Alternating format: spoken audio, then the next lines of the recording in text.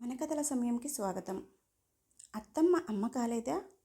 రచన లక్ష్మి గారు. ఇక కథలోకి వెళ్దామా? అమ్మాయి, వర్షం పడుతుంది, డాబా మీద బట్టలు తీసుకునిరా. వరండాలో నించుని కోడల్ని కేకవేసింది మంగతాయారు. ఇదిగో అత్తయ్య వచ్చేస్తున్నా అంటూ వంటగదిలో సింక్లో గిన్నెలు కడుగుతున్న లావణ్య చేతులు కడుక్కొని బయటకు చేతులు తుడుచుకుంటూ పరుగు పరుగున బయటకు వచ్చింది. అప్పుడే పొలంలో మిరప పంటకు మందు కొట్టి ఇంటికి వచ్చిన పరశురాంకి తల్లి భార్యకు చిటికి మాటికి పని చెప్పడం అస్సలు నచ్చటం లేదు. మనసులో ఏది ఉంటే అది పైకి అనేసే బోడా మనిషి పరశురాం. సంవత్సరం క్రితమే తండ్రి కాలం చేశాడు. తండ్రికి మళ్ళీ కొంచెం ఆవేశం పాళ్ళు ఎక్కువే. తల్లి అంటే ప్రాణమే, కానీ భార్య అంటే పంచప్రాణాలు. అది వంటగదిలో పనిచేస్తుంది కదా అమ్మా, ఖాళీగానే ఉన్నావు కదా, నువ్వు వెళ్ళి తీయచ్చు కదా బట్టలు, దానిని నిమిషం కూడా కూర్చోనివ్వవు పైకే అనేశాడు పరశురాం. వెంటనే ముక్కు మీద వేలేసుకుంది మంగతాయారు. అప్పుడే నీకు అమ్మ అల్లం పెళ్ళం బెల్లం అయిపోయిందేంట్రా? నాకు మోకాల నొప్పులని చేయలేకనే కదా నీ పెళ్ళానికి చెప్తుంది. పెళ్ళాం కష్టాలు కనబడ్డాయి కానీ అమ్మ బాధలు కనబడడం లేదా నీకు? ఎప్పుడన్నా హాస్పిటల్కి తీసుకెళ్ళి 2 మందు బిళ్ళలు ఇప్పించావా? పెళ్ళానికి పని చెప్తే మాత్రం అల్లాడిపోతున్నావు. చీరకొంగుతో వచ్చి రాని కన్నీళ్లు తుడుచుకుని ముక్కు చూదేసింది. అమ్మా, నువ్వా కుళాయి తిప్పకు, చూస్తూనే ఉన్నావు కదా, పంటకు తెగలు వచ్చిన దానికి మందులు కొడుతూ కూలీలు పెట్టి కలుపు తీయిస్తూ నాకు ఖాళీ ఉంటుందా నిన్ను ఆసుపత్రికి తీసుకెళ్ళి చూపించడానికి? ఎల్లుండి తీసుకెళ్తాను, కొంచెం ఓపిక పట్టు. ఆర్ఎంపీ దగ్గరికి వెళ్ళి నొప్పులకు 2 బిళ్ళలు పట్టుకొస్తాను, వెళ్ళేదాకా అవి వాడుకో అంటూ లేచి చెప్పులు వేసుకున్నాడు పరశురాం. భుజాల మీద బట్టలు వేసుకుని మెట్లు దిగి, మీ అబ్బాయి ఎక్కడత్తయ్యా? చినుకులు పడుతున్నాయి, టీ చుక్క అయినా తాగలేదు, మళ్ళీ బయటికి వెళ్ళాడా? లావణ్య చుట్టూ చూస్తూ అంది.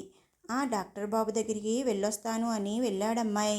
కాళ్ళు పీకేస్తున్నాయి, ఒళ్ళంతా నొప్పులు, కొంచెం అల్లం టీ పెట్టిస్తావు? పడక కుర్చీలో కూర్చుని కాళ్ళు నొక్కుంటూ అంది మంగతాయారు. అయ్యో అత్తయ్య, ఈ జెండుబాంతో మద్దన చేసుకుంటే ఉండండి, ఇప్పుడే టీ పట్టుకొస్తాను. సొరుగులో నుంచి అందుకుని మంగతాయారు చేతికిచ్చి వంటగదిలోకి వెళ్ళింది లావణ్య. జెండుబాం మూత తీసి అబ్బా, అయ్యో, అమ్మా అని సన్నగా మూలుగుకుంటూ కాలు ఎదురు స్టూల్ మీద పెట్టుకుని మోకాలు రుద్దుకుంటూ కూర్చుంది మంగతాయారు. కమ్మని వాసన నాసికాపుటలకు అదరగొడుతుంటే తల ఎత్తి చూసింది. ఎదురుగా వేడివేడి టీ కప్పుతో కోడలు. తీసుకోండి అత్తయ్య, చల్లారిపోతుంది.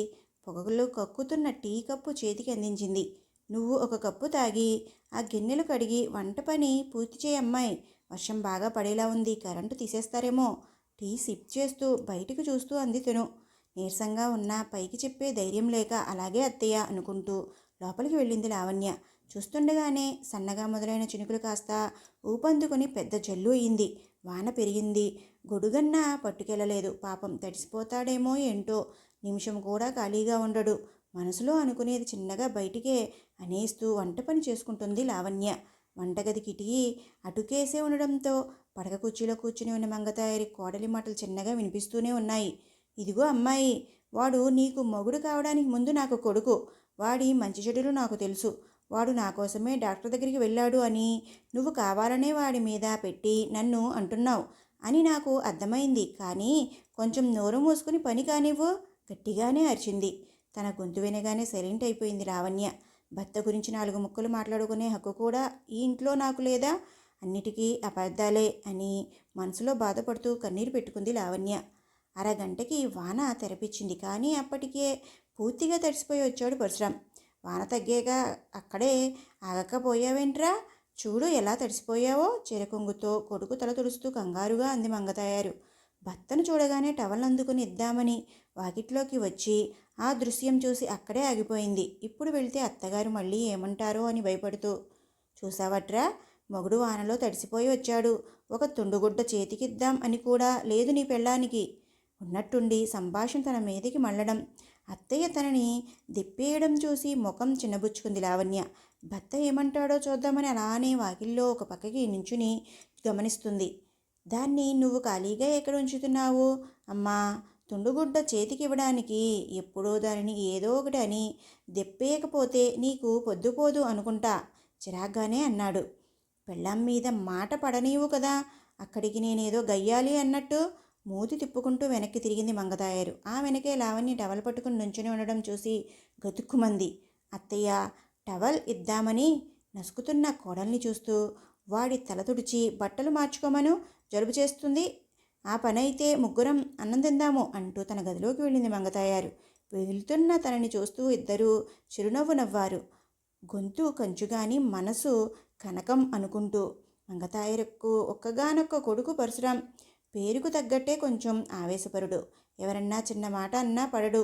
తన వాళ్ళని అంటే చూస్తూ ఊరుకోడు. ఆ ఆవేశంలో అప్పుడప్పుడు తొందరపాటు నిర్ణయాలు కూడా తీసుకునేవాడు. ఏదో గొడవలు అని, వాళ్ళు వీళ్ళు ఏదో అన్నారు అని 2-3 సార్లు పురుగు మందులు తాగి చావు అంచుల దాకా వెళ్ళి తల్లిదండ్రులు కాపాడుకోవడంతో బయటపడ్డాడు. అయినా అదే ఆవేశం. మనసు బంగారం కానీ రంగు కొంచెం నలుపు. నల్లగా ఉన్నాడు అని పిల్లనివ్వడానికి పిల్ల తల్లిదండ్రులు కొంచెం ఆలోచనలో పడడంతో వచ్చిన 2-3 పెళ్లి సంబంధాలు వెనక్కి వెళ్ళిపోయాయి. ఇక పెళ్లి కాదేమో అని పరశురాంకు బెంగ పట్టుకుంది. కొడుకు మనసిరిగిన మంగతాయారు భర్తతో కలిసి ప్రయత్నాలు ముమ్మరం చేస్తే అప్పుడు పక్కూరిలో తారసపడిన సంబంధమే లావణ్య వాళ్ళది. లావణ్య రూపవతి, గుణవతి, సౌందర్యవతి. పాలమీగడ వర్ణంలో ముట్టుకుంటే మాసిపోయేలా ఉండేది. అంతకు మించి బంగారం లాంటి మనసున్న లావణ్యను చూస్తే తనని చూసే ఆ పేరే పెట్టారేమో అనిపించక మానదు. లావణ్య వారిది దిగువ మధ్యతరగతి కుటుంబం. తల్లిదండ్రులు చిన్నప్పుడే చనిపోతే అన్నయ్య దగ్గర చుట్టాల నీడలో పెరిగింది. వాళ్ళ అన్నయ్యకి చిన్న వయసులోనే చుట్టాల బలవంతంతో చెల్లి కంటే ముందే పెళ్ళయింది. పాప కూడా తనకి ముందే పెళ్ళవడం, కట్నం సమస్యతో తనకి పెళ్ళెలా చెయ్యాలి అని మదనపడుతున్న వేళలో మంగతాయారు వాళ్ళు కట్నం లేకుండా మా అబ్బాయికి చేసుకుంటామని రావడంతో ఇంకేం మాట లేకుండా పెళ్లి ఖాయం చేసుకుని లావణ్యను అత్తవారింటికి పంపించేసి అమ్మయ్య అనుకున్నారు వాళ్ళ అన్నయ్య వదిన. లావణ్య కాపురానికి వచ్చిన కొన్నాళ్ళకి మామగారికి సడన్గా హార్ట్ స్ట్రోక్ రావడంతో మంగతాయారు పసుపు కుంకుమలు దూరమయ్యాయి. అప్పటి నుండి ఇంటి బాధ్యతలు పరశురాంనే చూసుకుంటున్నాడు. 15 ఎకరాల పొలం ఉంది. అందులో మిరప, పత్తి సాగు చేస్తుంటాడు. ఆ పనుల్లో తీరిక చిక్కకుండా ఉంటాడు. ఇక మంగతాయారి విషయానికి వస్తే పైకి గంభీరంగా గయ్యాలిగా ఉన్న మనసు మంచిది. కాకపోతే తన అత్తయ్య తనని రాచి రంపాన పెట్టింది అని, తన కోడలిని కూడా అలానే అదుపాజ్ఞలో పెట్టుకోవాలి అని, లేకపోతే మాట వినదు అని తనలో తానే అనుకుంటూ అలానే ప్రవర్తిస్తూ కొడుకు దృష్టిలోనూ కాదు, ఊరి జనం దృష్టిలో కూడా గయ్యాలి మంగతాయారుగానే స్థిరపడిపోయింది. ముగ్గురు భోజనాలు చేశాక పరశురాం తన గదిలోకి వెళ్ళాడు. లావణ్య గిన్నెలన్నీ సర్ది వంటగది శుభ్రం చేసి తమ గదిలోకి వెళ్ళబోతుంటే మంగతాయారు కేకేసింది. అమ్మాయి, కాళ్ళు నొప్పులుగా ఉన్నాయి, కొంచెం కాళ్ళు పడతావు అని. అత్తగారు నిద్రపోయేదాకా కాళ్ళు పట్టి తమ గదిలోకి వెళ్ళేసరికి 11 దాటింది. తను మంచం ఎక్కగానే అలసటతో వెంటనే నిద్రలోకి జారుకుంది. భార్య పీక్కుపోయిన ముఖం చూస్తూ లోలోన బాధతో గింజుకున్నాడు పరశురాం. భార్య ఇబ్బందులు ఎలా దూరం చేయాలి, అమ్మని ఎలా మార్చాలి, ఏదో ఒకటి చేయాలి అనుకుంటూ చిన్నగా తను కూడా నిద్రలోకి జారుకున్నాడు. తానొకటి తెలిస్తే దైవం ఒకటి తెలుస్తాడు అని తెలియదు కదా తనకి. చిన్నగా చీకటి అలుముకుంది. అలపిన తనువులను నిద్రతో జోకొడుతూ. ఆ రోజు ఒంట్లో కొంచెం నలతగా ఉండడంతో 5 గంటలకు మెలకు వచ్చి పక్కన చూసుకున్నాడు రామ్. పక్కలో లావణ్య కనిపించలేదు. ఇంట్లో ఉన్నది ముగ్గురం, అంత పనేముంటుంది, ఇంత ఉదయాన్నే లేచి ఏం చేస్తుంది ఇది, కొంచెం సేపు పడుకోవచ్చు కదా మనసులో అనుకుంటూ ఇంకో దిక్కు ఒత్తిగిరి పడుకున్నాడు. మళ్ళీ మెలకు వచ్చేసరికి 7 దాటింది. దిగ్గున లేచి కూర్చున్నాడు రామ్. ఏంటిది ఇలా మొద్దు నిద్ర పట్టేసింది అనుకుంటూ చిన్నగా లేచి పెరట్లోకి వచ్చాడు. అక్కడే ఉన్న వేప చెట్టు పుల్లని విరుచుకుని నోట్లో పెట్టుకుని పళ్ళు రుద్దుతూ చుట్టూ చూస్తున్నాడు. పెరట్లో కుళాయి దగ్గర బట్టలు నానబెడుతూ కనిపించింది లావణ్య. 2 పెద్ద బకెట్ల నిండా బట్టలు ఉన్నాయి. ఇంట్లో ఉన్నది ముగ్గురం. అన్నీ బట్టలు ఏంటా అని పరిశీలనగా చూస్తూ అవన్నీ దుప్పట్లు. ఆ వెనకే మంచం మీద బెడ్షీట్ పట్టుకొని వచ్చింది మంగతాయారు. ఇదిగో అమ్మాయి, ఈ బెడ్షీట్ కూడా మాసింది, నీళ్ళలో ముంచెయ్యి, బకెట్లో పడేలా వేస్తూ అంది. రామ్కి భార్యను చూడగానే ఎందుకో గుండె మెలిపెట్టినట్టు అయింది. మౌనంగా లోపలికి వెళ్ళి ముఖం కడుక్కొని స్నానం చేసుకుని బయటికి రాగానే మంగతాయారు కేకేసింది. టిఫిన్ చేద్దాం రారా అని. అమ్మా, దానిని కూడా పిలువు, ముగ్గురం తిందాం. డైనింగ్ టేబుల్ మీద గిన్నెలు మూతలు తీసి చూస్తూ అన్నాడు రామ్. ఇడ్లీ, పెసరట్టు, ఉప్మా ఉన్నాయి. ఇన్ని ఎప్పుడు చేసిందో పాపం అనుకున్నాడు మనసులో. తను కేకవేయడంతో బయట కొంగుతో ముఖం తుడుచుకుంటూ లావణ్య మంగతాయారు వెనకే వచ్చింది. టిఫిన్ తిందాం, కూర్చో అమ్మాయి అంది తను కుర్చీలో కూర్చుంటూ. నేను ఇంకా బ్రష్ చేయలేదు అత్తయ్య, బట్టలు అయ్యాక ఒకేసారి స్నానం కానిచ్చి తింటాను, మీరు తినండి అంది నుదుటికి పట్టిన చెమటను మోచేతితో తుడుచుకుని. నేనదే చెబితే వీడు వినేలా లేడు తల్లి. పెరట్లోకి ఎండ వస్తుంది, నిజమే, ముందు ఆ పని కానించి రాపో. అంది కొడుకుకి తనకి ప్లేట్లో వడ్డించుకుంటూ. తను సరే అని వెళ్ళిపోయింది. వెళ్తున్న భార్యని బాధగా చూస్తూ, టిఫిన్లో ఇన్ని ఎందుకమ్మా, ఏదో ఒకటి చేస్తే అయిపోయేది కదా, ఇంత కష్టం ఎందుకు, పెసరట్టు చిన్న ముక్క తుంచి చట్నీలో ముంచి నోట్లో పెట్టుకుంటూ అన్నాడు రామ్. నీకు పెసరట్టు ఉప్మా ఇష్టం కదరా, నాకేమో ఇడ్లీ అయితేనే నోట్లోకి పోతుంది, అందుకే చేయమంటే చేసింది అంది ఇడ్లీ ముక్క నోట్లో కుక్కుకుంటూ. దానితో ఇన్ని చేపించావు, దానికేం ఇష్టమో ఎప్పుడన్నా కనుక్కున్నావా అమ్మా, తనకి ఇష్టమైనది చేసుకోమని ముందు తినమని ఎప్పుడన్నా అన్నావా, ఎందుకమ్మా దాని ఇష్టాయిష్టాలు అసలు పట్టించుకోవు, ఎప్పుడు పని గురించి తప్ప తనతో ప్రేమగా మాట్లాడవు, తన మనసేంటో తెలుసుకోవు నిర్వేదంగా అన్నాడు రామ్.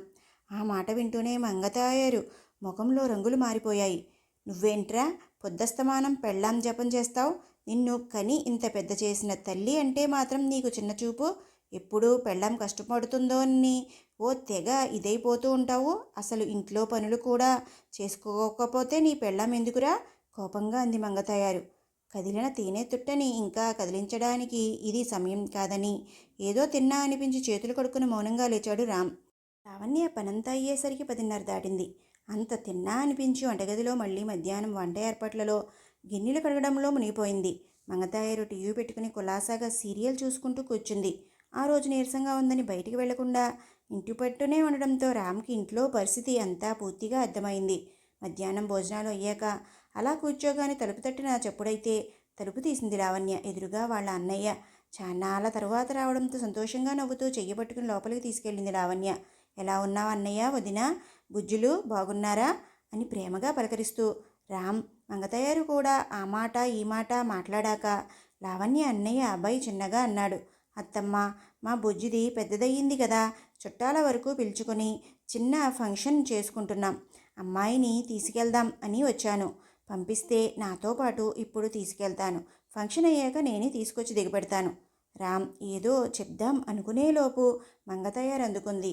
ఫంక్షన్కి ఇంకా 3 రోజులు టైం ఉంది కదా అబ్బాయి, ఆ పిల్ల అప్పుడే వచ్చి ఏం చేస్తుంది, ఇక్కడ పనులున్నాయి, ఆ రోజు పంపిస్తానులే, ముఖం మీద నవ్వు పులుముకుని అంది. ఆ మాటకు బాధపడ్డా. పెద్దింటి వాళ్ళు కదా, గట్టిగా అడిగితే బాగోదు అని ఇంకా రెట్టించి అడగలేక చెల్లెలి వైపు చూశాడు. తన ముఖం అప్పటికే వాడిపోయి ఉంది. చేసేదేం లేక చెల్లెలి తల నిమిరి ఫంక్షన్ రోజన్నా మీ వారు అత్తయ్యతో కలిసి ఉదయాన్నే రమ్మని వెనుదిరిగాడు. వెళ్తున్న అన్నయ్య వైపే బాధగా చూస్తూ ఉండిపోయింది లావణ్య. రామ్ భార్య మనసు గుర్తించినా వాళ్ళ అమ్మకు మాట తనో మాట మాట్లాడితే బాగుండదని సైలెంట్గా ఉండిపోయాడు. ప్రతి ఆడపిల్లకి పుట్టింటిపైన మమకారంతో పాటు అధికారం ఉంటుంది. ఏ శుభకార్యం జరిగినా తన చేతుల మీదుగా జరపాలి అని, తను ఆడిపాడిని ఇంట్లో తన వారి మధ్యలో సందడిగా గడపాలని ఆశ ఉంటుంది. పెళ్లి తరువాత తన ఆశలన్నీ అణుచుకున్న ఆ ప్రేమ మాత్రం అంతకంతకు పెరుగుతూనే ఉంటుంది. అలానే తమని ఏమన్నా తట్టుకుంటారు కానీ పుట్టింటికి మాట అంటే మాత్రం తట్టుకోలేరు. ఈ ఆశలకి కోరికలకు లావణ్య అతీతురాలు కాదు కదా. తన పెళ్ళయ్యాక పుట్టింట్లో జరిగే మొదటి శుభకార్యానికి అలా చుట్టపు చూపుగా వెళ్లాల్సి వస్తుందని లోలోన చాలా బాధపడింది. కానీ పైకి ఏమీ అనలేదు. ఆ రోజు రాత్రి అత్తగారు భర్త అన్నం తినమన్నా ఆకలి లేదంటూ అలానే గదిలోకి వెళ్ళి పడుకుంది. స్టూల్ మీద గ్లాస్ పెట్టిన చప్పుడు విని పక్కకి తిరిగి చూసింది లావణ్య. చేతిలో అన్నం ప్లేట్తో భర్త. లావణ్య, లేచి ఒక ముద్ద తినరా, మళ్ళీ ఉదయాన్నే లేస్తావు, నీరసం వస్తుంది, కొంచెం తిని పడుకో, లావణ్య రెక్కపట్టుకుని లేపుతూ అంటున్నాడు రామ్. నాకు ఆకలిగా లేదు రామ్, వద్దు, తల వంచుకునే అంది. పిచ్చిదానా, మీ అన్నయ్యతో పంపలేదు అని అలిగావు కదా, అమ్మ నిన్ను విడిచి ఉండలేదే, నాకంటే అమ్మకి నువ్వే ఎక్కువ ఇష్టం, 3 రోజులు అంటే ఎలా పంపిస్తుంది మరి, ఫంక్షన్ రోజు అందరం వెళ్దాం కానీ, నాకు తెలిసే నువ్వు ఎంత కష్టపడుతున్నావో, లోపల ఎంత బాధపడుతున్నావో, అమ్మకి నువ్వంటే ప్రాణం అయినా చాదస్తం ఎక్కువ, అదే నీ మీద నా మీద చూపిస్తుంది, తనకి ఉంది నువ్వు నేనే కదా, అర్థం చేసుకోవాలి, తనకి నేను చిన్నగా సర్ది చెప్తాను, ఎక్కువ ఆలోచించి మనసు పాడు చేసుకోకు, వారంలో అమ్మని నీకు అమ్మగా మార్చే బాధ్యత నాది, నా మాట విని ముందు ఎంగిలిపడు, భార్య నోటిలో ముద్ద పెడుతూ అన్నాడు. లావణ్యకు కళ్ళ వెంట నీరు కారిపోతూనే ఉన్నాయి. తల్లిదండ్రులు కోల్పోయి ప్రేమకి మొహమార్చి ఉన్న తన జీవితంలోకి వారి ప్రేమకి మించిన ప్రేమ వెల్లువలా వచ్చిన భర్తను చూస్తూ తన అదృష్టానికి పొంగిపోతూ ఆనందంలో భర్తను గట్టిగా హత్తుకుంది. ఈ ప్రేమ ఎప్పటికీ ఇలానే ఉండాలి రామ్, నన్ను ఎప్పటికీ విడిచిపోవు కదా, కంటి నిండా నీళ్లతో అంది. పిచ్చిదానా, నిన్ను వదిలేయడం అంటే నా ఊపిరి వదిలేసినట్టే, మాట పూర్తి కాకముందే నోటిని తన చేతితో మూసి చిన్నగా మదిలించి అంది, ఏంటా మాటలు అని. తన కోపాన్ని చూసి రామ్ నవ్వుకున్నాడు.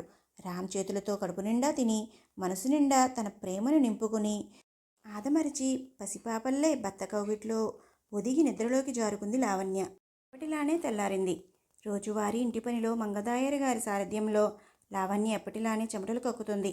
అమ్మ ఒకింటి కోడలే కదా, తను ఎందుకు అర్థం చేసుకోవట్లేదా అని దీర్ఘాలోచనతో తన మేధోమదన కార్యక్రమంలో రామ్ కూడా బిజీగా ఉన్నాడు. ఎవరి పనుల్లో వాళ్ళు ఉండగా 11 దాటాక తలుపు కొట్టిన చప్పుడైతే లావణ్య వెళ్ళి తలుపు తీసింది. మా అమ్మాయికి నీళ్ళొస్తున్నాం, చలివిడితో తాంబూలం తీసుకొని వెళ్దూరా అమ్మాయి అని బొట్టు పెట్టి వెళ్ళింది. తమ కాలనీకి 2 వీధుల అవతల ఉండే కాంతమ్మ. అమ్మాయి, వంట పని అయింది కదా, తాంబూలానికి వెళ్ళిరా. నేను వెళ్దామంటే నాకు మోకాల నొప్పులు కదా, ఓపిక లేదు. సోఫాలో కూర్చుని టీవీ చూస్తూ కాళ్ళు ఒత్తుకుంటూ అంది మంగతాయారు. లావణ్య అటు వెళ్ళగానే టీవీ కట్టేసి తల్లి పక్కనే సెటిల్ అయ్యాడు రామ్. ఏమన్నా అడగాలట్రా? టీవీ ఎందుకు కట్టేశావు? అత్త బంగారం, కోడలు కొరివికారం సీరియల్ వస్తుంది, మంచి పట్టులో ఉండగా ఆపేవే.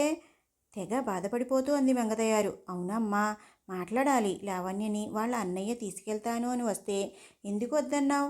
అది మాత్రం ఎక్కడికి వెళ్తుంది? పంపిస్తే బాగుండేది కదా చిన్నగా అన్నాడు రామ్. కొడుకు అలా అడగగానే కోపం వచ్చినా సంభాళించుకుంది. అలా అడగగానే ఇలా పంపిస్తే మనకి విలువ ఎక్కడిది ఉంటుందరా? వాళ్ళు ఎస్ అంటే మనం నో అనాలి, వాళ్ళు నో అంటే మనం ఎస్ అనాలి. అప్పుడే ఆ లేనోళ్ళకి మనం అంటే భయం, భక్తి, గౌరవం ఉంటాయి. అయినా తను 3 రోజుల ముందే ఆ పెద్ద ఫంక్షన్కి వెళ్ళి అక్కడ వెలగబట్టేది ఏముంది? ఈవిడ గారు వెళ్ళకపోతే అక్కడ పనులేం ఆగిపోవులే. పొల్ల విరిచినట్లు అంది మంగతాయారు. ప్రేమ మాట దేవుడెరుగు. లావణ్య మీద కనీసం గౌరవం కూడా లేదు. తన ప్రవర్తన సరికాదని అమ్మకి ఎలా చెప్పాలి? మనసులో ఆలోచిస్తూ చిన్నగా అన్నాడు రామ్. అమ్మా, నానమ్మ చనిపోయి చానాళ్ళు అయినా తనని నువ్వు ఇంకా మర్చిపోలేదు కదా? ఉన్నట్టుండి సంభాషణ అటు ఎందుకు మళ్ళిందో అర్థం కాకపోయినా తన అత్తగారి ప్రస్తావన రాగానే తన గుండెల్లో వేదన పంచుకోవాలి అని మాత్రం అనిపించింది మంగతయ్యారుకి. మర్చిపోయే మనిషా మీ నానమ్మ? చచ్చి ఏ లోకన ఉందో కానీ ఇప్పుడు నాకు తగులుకున్న మోకాళ్ళ నొప్పులన్నీ ఆవిడిగారి పుణ్యమే. మహాతల్లి బ్రతికున్న నాళ్ళు సాధించుకుని తినది, చచ్చాక ఈ నొప్పులు వదిలిపోయింది అక్కసుగా అంది మంగతాయారు. నీ నొప్పులకు తనకి సంబంధం ఏంటమ్మా? ఆసక్తిగా అడుగుతున్న కొడుకుని చూడగానే ఉత్సాహంగా చెప్పడం మొదలుపెట్టింది మంగతయ్యారు.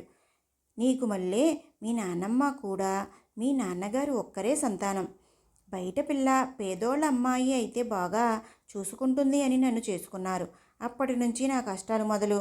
మీ నానమ్మ, నానయ్య, వాళ్ళ అమ్మ, నాన్న, నేను, మీ నాన్నగారు అందరికీ నేను ఒక్కదాన్నే వండి వార్చేదాన్ని. దుక్కలా ఉన్న వంటగదిలోకి కూడా తొంగి చూసేది కాదు మహాతల్లి. అది చాలక ఇంట్లో మనిషికో రకం కూరలు చేయాలి. చాకలి ఉంటే బట్టలు సరిగ్గా ఉతకదు అని నేను కాపరానికి రాగానే మానిపించి ఆ పని కూడా నా నెత్తి మీద వేసేది. ఉన్న బట్టలు చాలక రోజు దుప్పట్లు ఉతకమని పోరు పెట్టేది. లంకంత కొంపని రోజు తడిబట్టేసి తుడవాల్సిందే. మీ నాన్నకి నీకులా నోట్లో నాలుక లేదు. తల్లి ఎంత చెప్తే అంతే, తనకి ఎదురు చెప్పేవాడు కాదు. ఇంటెడు చాకరీ అంతా రోజు నా ఒంటి చేతి మీదనే నడిచేది. అప్పుడు వయసులో ఏమీ అనిపించలేదు, కానీ అవన్నీ ఇప్పుడు బయటపడుతున్నాయి. కాలంతో పాటు వారు ఒక్కొక్కరిగా పోయారు. నాకంటూ కాసింత సమయం వస్తుంది అనుకున్న సమయంలో మీ నాన్నగారు కూడా నన్ను వదిలి వెళ్ళిపోయారు. అప్పటిలో చేసిన చాకరీ ఫలితం వయసు పైబడ్డాక మీద పడింది. దాని ఫలితమే ఈ మోకాళ్ళ నొప్పులు, నడునొప్పులు. అప్పట్లో నా కష్టాలు చూసి నానమ్మని నువ్వు బ్యాడ్ నానమ్మ అని పిలిచేవాడివి. ఇవన్నీ నీకు గుర్తున్నాయో లేదో? చెప్పడం ఆపి దీర్ఘంగా గాలి తీసుకుని నిట్టూర్చి వదిలింది మంగతాయారు. రేపు నీకు కాబోయే మనవడు కూడా నిన్ను బ్యాడ్ నానమ్మ అంటే ఎలా ఉంటుంది అమ్మా? నువ్వు కూడా నానమ్మలాగే బ్యాడ్ నానమ్మ అనిపించుకోవాలి అనుకుంటున్నావా? సూటిగా స్పష్టంగా తల్లి కళ్ళలోకి చూస్తూ అడిగాడు రామ్. కొడుకు ప్రశ్నలు చిన్నవైన విల్లుని వెనక్కి లాగి వదిలిన బాణంలా మనసుని చాలా బలంగానే తాకాయి. సమాధానం ఏం చెప్పాలో అర్థం కాక మాటలు వెతుక్కుంటున్నట్టు ఉంది మంగతాయారు. కానీ పరిస్థితి కోపమో ఆలోచనో తెలియని విచిత్రమైన భావావేశ స్థితిలో అలానే ఉండిపోయింది కొన్ని నిమిషాలు. తల్లి మౌనంగా ఉండడంతో మరోసారి రెట్టించాడు రామ్. చెప్పమ్మా, అప్పుడు నానమ్మ నిన్నెలా చూసుకుంది అని ఇప్పటికీ తలుచుకుని బాధపడుతున్నావో, ఇప్పుడు నీ కోడల్ని నువ్వు అలానే చూసుకుంటున్నావు. తను రేపు నిన్ను అలానే అనుకోదా? మీ అత్త నిన్ను ఎలా చూసుకోవాలి అని కోరుకున్నావో అలానే నీ కోడల్ని చూసుకోవాలి అని ఎందుకు అనుకోవట్లేదు? కోడలి మనసుని అధికారంతో గెలవాలి అనుకుంటున్నావు కానీ అదే మనసుని ప్రేమతో కూడా గెలవచ్చు అని మర్చిపోతున్నావు. ఎందుకమ్మా తెలిసి తప్పటడుగులు వేయడం? ఎంత మంచివారు అయినా తమ నిస్సహాయతను అధికారంతో వాడుకోవాలని చూసేవారిని చూసి భయపడతారు కానీ ప్రేమించలేరమ్మా. ఇప్పుడు నీ కోడలు పరిస్థితి కూడా అదే. దానికి నువ్వంటే భయం మాత్రమే, ప్రేమని మాత్రం ఇంకా పొందలేదు. మనం తన బీదరికాన్ని చూసి జాలిపడి ఇంటి కోడల్ని చేసుకున్నాము అనే గౌరవంతో నిన్ను మనసులో దేవతలాగే చూస్తుంది. నువ్వు ఆ స్థానాన్ని పొందే అర్హత కోల్పోతున్నావేమో అని నా అనుమానంగా ఉంది అమ్మా. ముక్కు ముఖం తెలియని వాడిని తాళి కట్టానన్న ఒకే ఒక కారణంతో, బంధం మీద నమ్మకంతో తన జీవితాన్ని నా కాళ్ళ కింద పెట్టి నేను పంచే పిరికెడు ప్రేమను మురిసిపోతుంది అమ్మా అది. ఆడపిల్ల అత్తింట్లో ఎన్నో ఆశలతో అడుగుపెడుతుంది. అత్త అమ్మలా ఉంటే బాగుణ్ణు అని, భర్త తండ్రిలా తనని కాచుకొని చూచుకుంటే బాగుణ్ణు అని, అత్తింట్లో పుట్టిలను మరిపించే ప్రేమ దొరుకుతుంది అని చాలా చాలా అనుకుని వస్తుంది. వాటిలో కొన్ని అయినా లావణ్యకు తిరుగుతున్నాయి అంటావా? గొంతులో ఆవేశం లేదు, ఏదో ఆక్రోశం మాత్రం నినదిస్తున్నట్టు ఉంది ఆ కంఠం. అరచి గొడవ చేస్తుంది అనుకున్న తల్లి మౌనంగా ఉండడంతో రామ్ మనసు కొంచెం కుదుటపడింది. అప్పుడే పేరంటానికి వెళ్ళిన లావణ్య తాంబూలంతో తిరిగి వచ్చింది. తాంబూలంతో ఇచ్చిన అరిసెను 2 ముక్కలు తుంచి ఇద్దరి చేతికి అందించింది నవ్వుతూ. అంది, అబ్బాయి బొమ్మలా ఉన్నాడు అత్తయ్య, చూడగానే ముద్దొచ్చేశాడు. తన మాట వింటుంది కానీ తనేం మాట్లాడలేదు. వాన వెలిసిన తరువాత వాతావరణంలో ఉంది తన మనసు. ఏదో తేడాగా ఉంది అనుకుని భర్త వైపు చూసింది. తను గమనించి చిన్నగా నవ్వాడు. ఏం లేదు అంటూ సైగ చేస్తూ. ఆ రోజంతా మంగతాయారుకు మౌనంగానే ఉంది. సాయంత్రానికి స్నేహితులను కలిసి వస్తాను అని బయటికి వెళ్ళాడు రామ్. చీకటి పడే వాళ్లకు ఇంటికి చేరాడు. తన ముఖంలో విపరీతమైన అసహనం. ఇప్పటి వరకు మామూలుగా ఉన్న భర్త అలా ఎందుకున్నాడో అర్థం కాక బిక్కమొహం వేసింది లావణ్య. సాయంత్రం భోజనాల మీద కూర్చున్నారు కానీ కూరలో ఉప్పు లేదు, కారం లేదు, వంట చేయడం కూడా రాదా అంటూ విసిరి కొట్టి పైకి లేచాడు రామ్. భర్త ప్రవర్తనకి లావణ్య బెంబేలెత్తిపోయింది. ఎప్పుడూ పల్లెత్తు మాట కూడా అనని భర్త అలా ఎందుకు చేశాడో అర్థం కాక కంటనీరు పెట్టుకుంది. మంగతాయారు కూడా కొడుకుని ఏం జరిగిందిరా అని ఎంత అడిగినా ఏం చెప్పలేదు తను. ఉదయానికి మామూలు అవుతాడులే, ఏం జరిగిందో తెలుసుకుందాం, కంగారు పడకు అని బాధపడుతున్న కోడల్ని ఓదార్చి తన గదిలోకి వెళ్ళిపోయింది మంగతాయారు. ఆ రాత్రి ఎంత అడిగినా రామ్ అన్నం తినలేదు. ఏమైంది రామ్ అని మళ్ళీ అడిగేసరికి నన్ను ప్రశాంతంగా వదలవా, నీ తలనొప్పి ఏంటి నాకు అని కోపంగా అరవడంతో ఇంకేం మాట్లాడలేక మౌనంగా ఏడ్చుకుంటూ పడుకుంది లావణ్య. సమయం అర్ధరాత్రి 12 దాటింది. రామ్ ప్రవర్తనకు ఏడ్చి ఏడ్చి ఉన్న లావణ్య కళ్ళు అప్పుడే చిన్నగా మొదలుపడ్డాయి. సారీ లావణ్య, నేను నీకు అన్యాయం చేశాను. అస్పష్టంగా వినబడుతున్న రామ్ గొంతు విని కంగారుగా కళ్ళు తెరిచి తన వైపు తిరిగింది లావణ్య. రామ్ మోములో ఆందోళన ఆ మస్క బెడ్ లైట్ కాంతిలో కూడా స్పష్టంగానే గోచరిస్తుంది. రామ్ బొగ్గలు తడుతూ లేపుతూ అంది, ఏమైంది రామ్, కలేమైనా వచ్చిందా? ఈ కలవరింపులేంటి? ఏం లేదు లావణ్య, ఏదో పీడకల వచ్చింది, నువ్వు పడుకో. కళ్ళు తెరిచి లావణ్య మోము తదేకంగా చూస్తూ అనేసి తను అందించిన వాటర్ బాటిల్లో నీళ్లు 2 గుటకలు తాగి పక్కకి పెట్టాడు.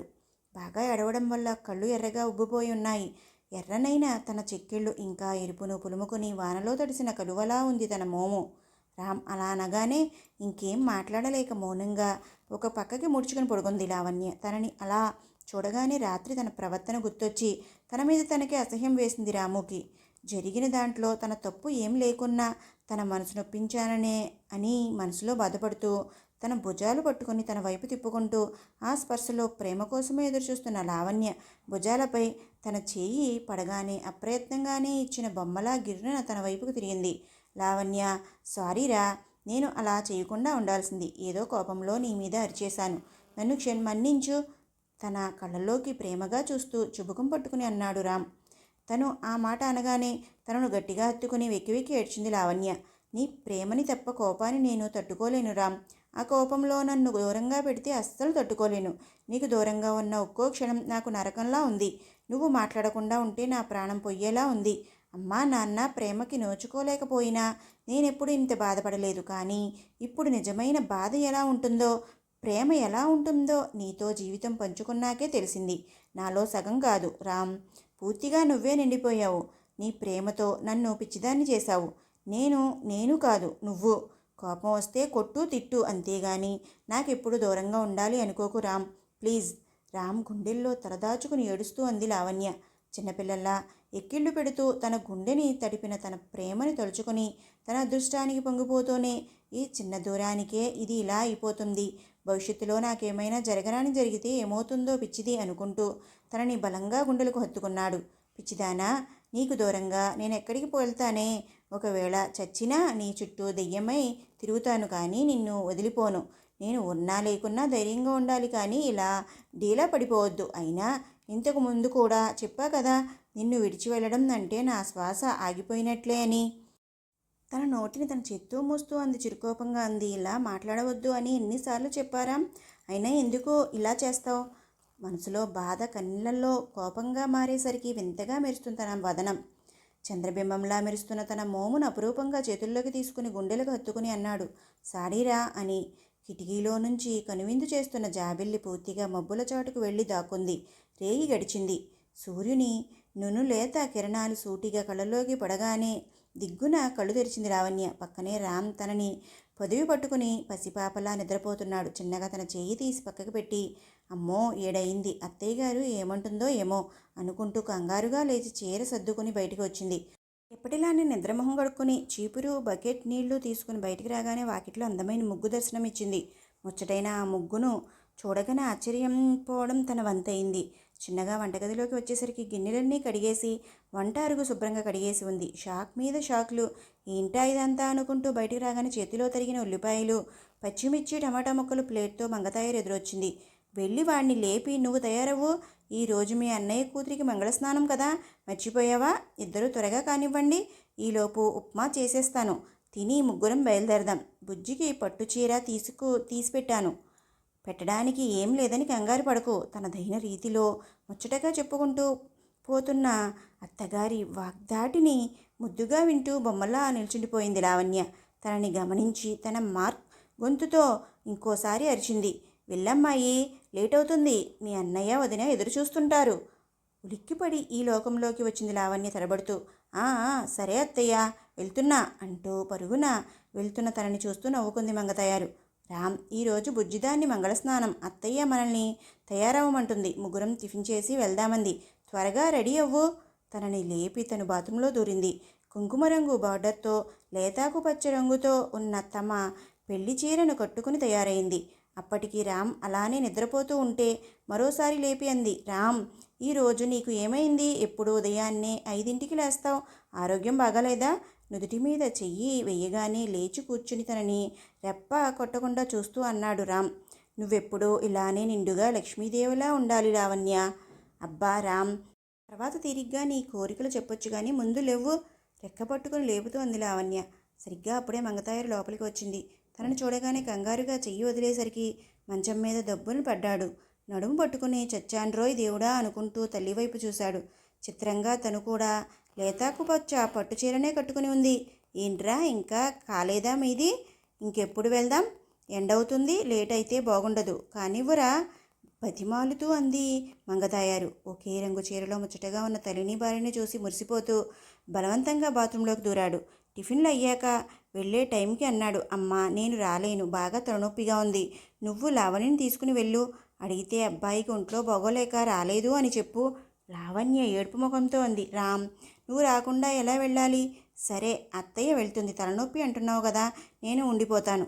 అరే ఏం కాదులేవే, నువ్వు అమ్మతో వెళ్ళిరా, ప్రతిదానికి డీలా పడిపోకు, తలనొప్పే కదా, రెస్ట్ తీసుకుంటే తగ్గిపోతుంది, వెళ్ళండి, ఇప్పటికే ఆలస్యమైంది, తొందర పెడుతూ అన్నాడు రామ్. రామ్ ఏదన్నా అనుకుంటే ఎవరు ఎంత చెప్పినా వినడు అని తల్లికి తెలుసు కనుక మంగతాయారు ఇంకా రెట్టించలేదు. పోనీలే అమ్మాయి, మనం వెళ్ళి వచ్చేద్దాం. ఒరే రాము, బియ్యం కడిగి పెట్టాను, స్టవ్ మీద పెట్టుకొని ఫ్రిడ్జ్లో చారు ఉంది, వేడి చేసుకుని తిను, అలానే పడుకుని ఉండిపోకు, మేం సాయంత్రానికి వచ్చేస్తాం, జాగ్రత్త అంది లావణ్య చెయ్యి పట్టుకుని బయటికి వెళ్తున్న తల్లి భార్యను కళ్ళ నిండా చూసుకుని ఒక్కసారి పిలిచాడు, అమ్మా అని.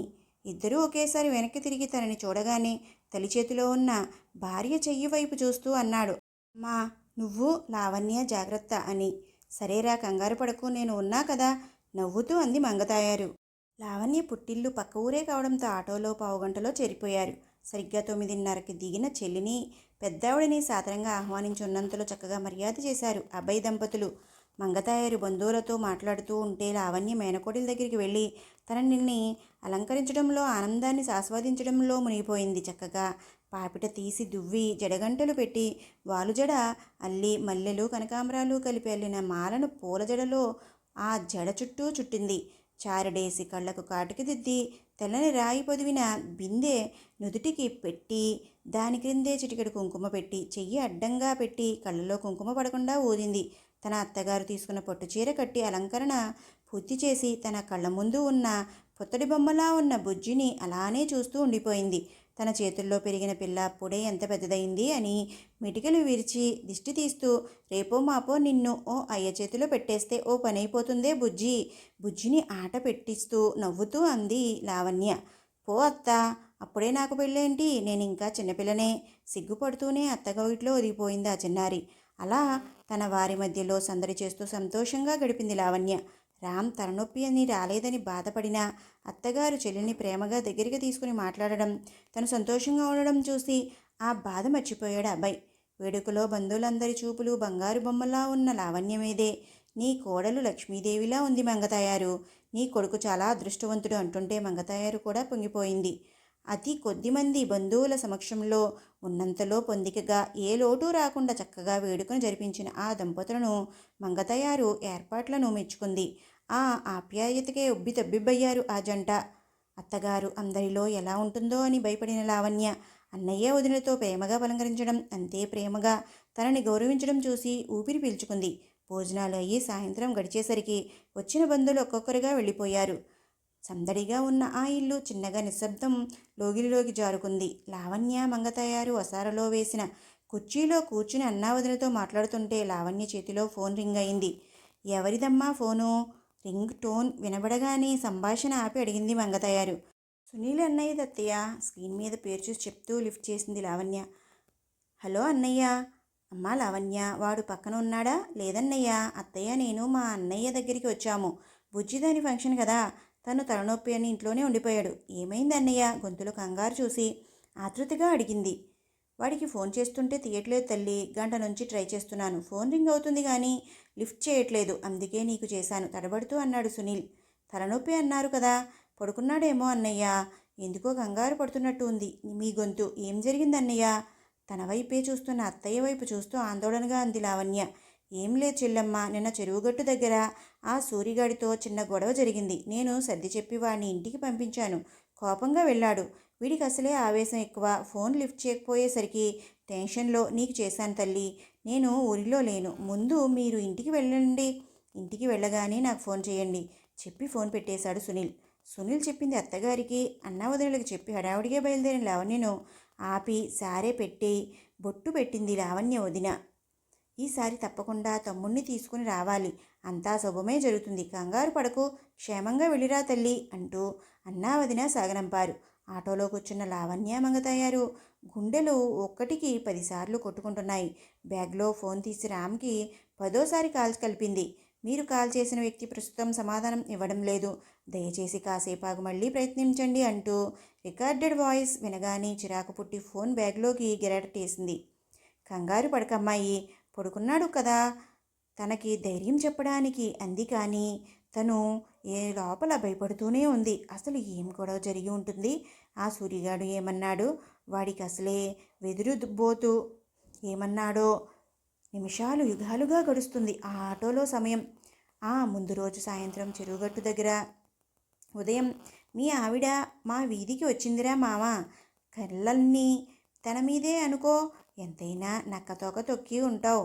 బాపు బొమ్మ లాంటి పెళ్ళాం దొరికింది అసూయపడుతూ కుళ్ళుకుంటూ అన్నాడు సూరి. ఒరే వెదవా, ఏంటా మాటలు? వారిస్తూనే అన్నాడు సునీల్. అంతలోనే అందుకున్నాడు రామ్. కట్నానికి కక్కుర్తి పడకపోతే నీకు బాపు బొమ్మే పెళ్ళంలా వచ్చేది.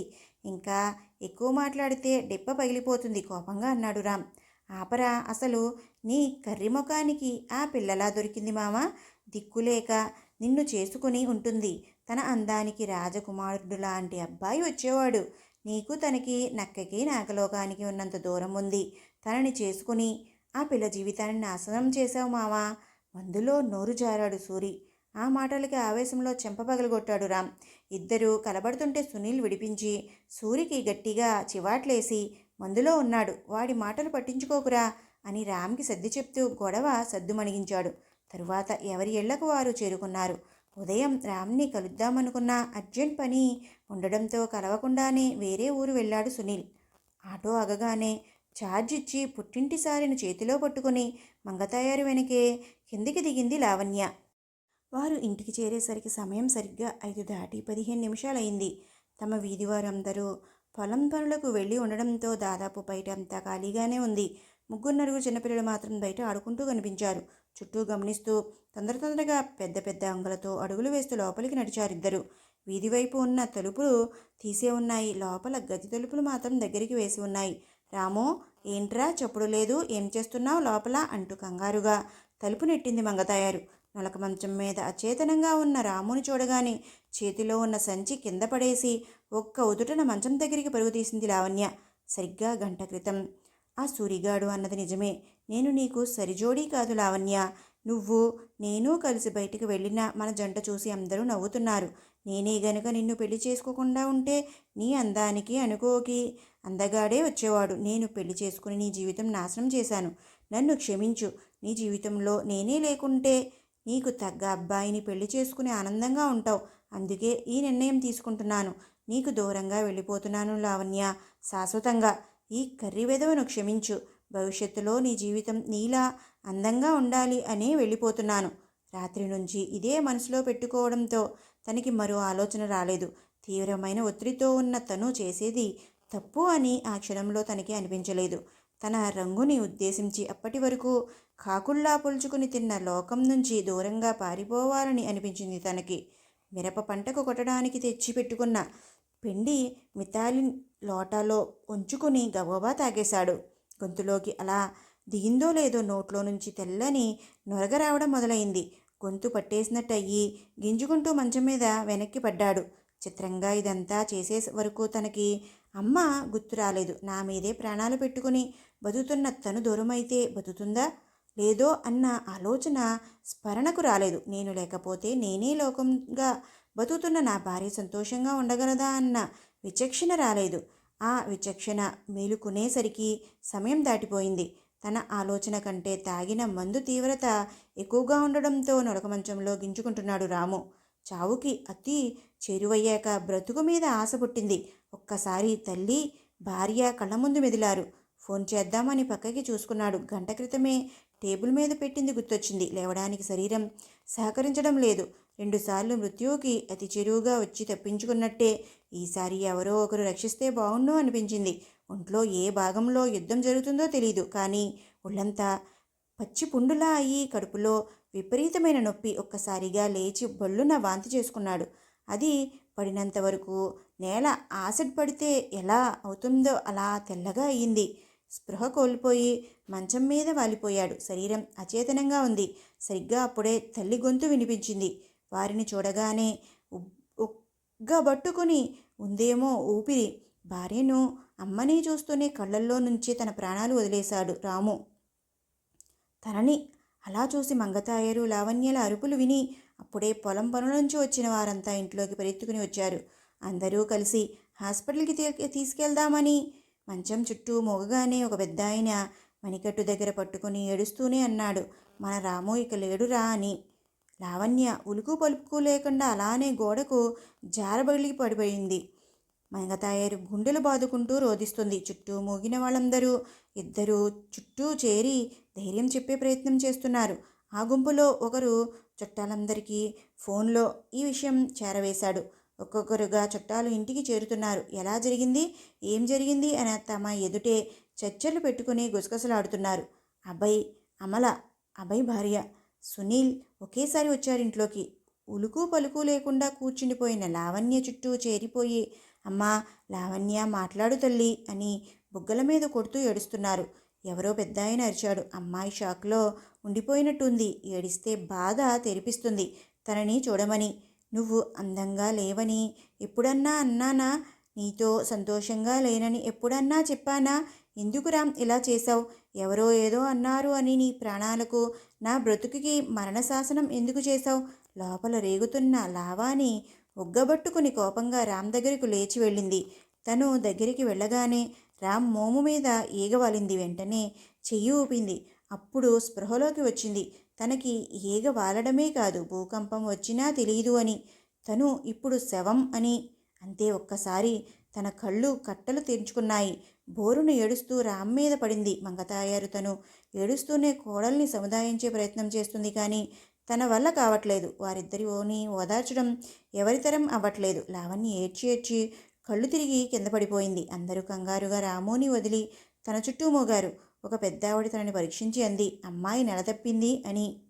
మంగతాయరికి కొడుకు పోయాడు అని ఏడవాలో, మనవడు రాబోతున్నాడని సంతోషించాలో అర్థం కాక గుండె చిక్కబట్టుకుని ఏడుస్తుంది. వారి అన్యోన్యత చూడలేక ఎవరు దిష్టి పెట్టారో అని అందరూ లావణ్య వైపు సారిస్తున్న జాలి చూపులు కాల్చేస్తుంటే తనని వేరే గదిలోకి తీసుకెళ్లి పడుకోబెట్టింది మంగతాయారు. జరగాల్సిన కార్యక్రమం అంతా అభయ్, సునీల్ జరిపించేశారు. అమల లావణ్యను, మంగతాయారును చూసుకుంటూ ఉండిపోయింది. 15 రోజుల తరువాత పెద్ద దినం అయిపోయాక పెద్ద మనుషుల్ని తీసుకుని వచ్చారు మంగతాయారు చుట్టాలు. అసలోడే పోయాక కోడలు ఎందుకు తన భాగం తనకి ఇచ్చేస్తే వాళ్ళ అన్నవాళ్లతో వెళ్ళిపోతుంది అని మంగతాయారు చెవిలో గుసగుసలు పోతున్నారు. అప్పటి వరకు ఇంటి ముఖం చూడని చుట్టాలు, కాని చుట్టాలు ఇంకో అడుగు ముందుకు వేసి, ఈ పిల్ల అందంగా ఉండడం వల్లే నీ కొడుకు పోయాడు, ఈ పిల్ల వల్లే ఇదంతా అయింది అని అభండాలు వేయడానికి కూడా రెడీ అయిపోయారు.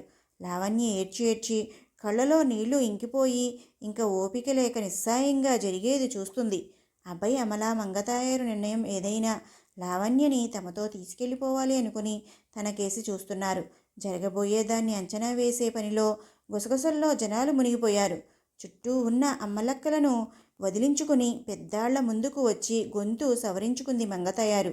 నా ఆస్తి అంతా నా కోడలిదే, మళ్ళీ భాగం ఇవ్వడాలు పంచడాలు ఎందుకు? మా కోసం చాలా శ్రమపడి ఇంతదాకా వచ్చిన పెద్దోళ్లకు దండాలు. ఇంతవరకు వచ్చింది కాబట్టి మీ ముందే నా కోడలి మనసు తెలుసుకుంటాను. ఏమ్మా లావణ్య, నా దగ్గర ఉంటావా? మీ అన్నయ్య వెంట వెళ్తావా? నీ నిర్ణయం ఏదైనా, ఈ ఆస్తి అంతా నీకే. ఏం చేసుకుంటావో నీ ఇష్టం. నేను బ్రతికినంతకాలం నాకు ముద్ద పెడితే చాలు. చెప్పమ్మాయి, నీ నిర్ణయం ఏదైనా భయపడకుండా ఆలోచించి చెప్పు. మీ అన్నయ్యతో వెళ్తావా? అడ్డంగా తల ఊపుతున్న లావణ్యను చూసి అటు అభయ్ వాళ్ళు, ఇటు చుట్టాలు ఒకేసారి షాక్ అయ్యారు. తనని చూసి మంగతాయారు సంతృప్తిగా నవ్వింది.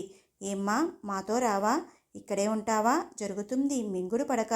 తన అంచనా తప్పైనందుకు ఇంకోసారి రెట్టించి అడిగాడు అభయ్. లేదన్నయ్య, అత్తమ్మని వదిలిపెట్టి నేనెక్కడికి రాను, తనతోనే ఉంటాను, స్పష్టంగా తల వంచుకునే అంది. ఇదంతా చూశాక తమ కష్టమంతా వ్యర్థమైంది, రూపాయి కూడా వచ్చేలా లేదనుకుని ముఖానికి గంట్లు పెట్టుకుని చిన్నగా జారుకున్నారు. అప్పటిదాకా అక్కడ వీరంగం చేసిన పెద్దోళ్ల రూపంలో ఉన్న రాబంధువులు అందరూ ఎక్కడి వారు అక్కడ జారుకున్నాక ఇంట్లో అభయ్ దంపతులు, లావణ్య, మంగతాయారు మాత్రమే మిగిలారు.